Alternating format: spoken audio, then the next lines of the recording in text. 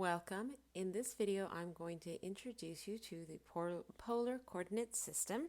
But before we introduce this new graphing system, let's review what we already know. So let's go ahead and draw our usual grid, our Cartesian coordinate system. We have our y-axis and our x-axis.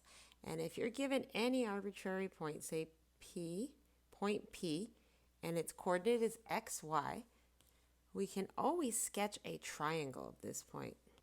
Now, why does this matter? Well, this distance here is x, and this distance here is y. And now, what is this distance? Well, this is x squared plus y squared equals this questionable distance squared, and we're going to call this r. So x squared plus y squared equals r squared. Well, what else do we know? If I call that angle theta, then we also know that tangent of theta equals y over x. So that's the opposite adjacent side. Furthermore, what else do we know? We know that sine theta equals opposite, which is the y, over our hypotenuse r. So y equals r sine theta. Finally, we also know that cosine theta equals the adjacent side x divided by r, or x equals r cosine theta. Let's practice graphing and converting. All right, so let's introduce polar coordinates.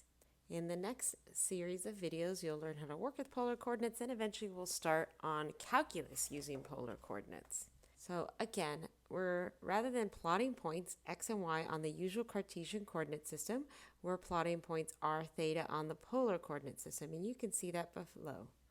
R is the radius, and theta is the angle. So it would help if we labeled our grid a bit. This is 0, and these are broken up into pi over 12, so into 15-degree increments.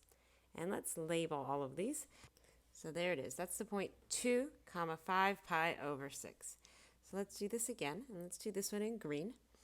So now we're in this innermost circle, and we're at 5 pi over 3 here. So let's go ahead and sketch that point out, 5 pi over 3, 1. So this is strange. This next point gives us a negative angle. So as you're already used to from trig, we always start our angles here, and positive angles move in the counterclockwise direction. Negative angles move in the clockwise direction. So 5 negative pi would still be here at the circle 5. So the fifth circle out. Let's find this. 1, 2, 3, 4, 5. So we're here. Okay, so here's another doozy I threw at you. -1.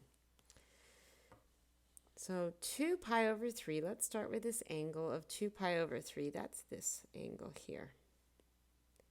And normally we would draw our point right there at the inner circle, so our point would normally be here, but since our radius, our r, is negative, we're going to go to the opposite side.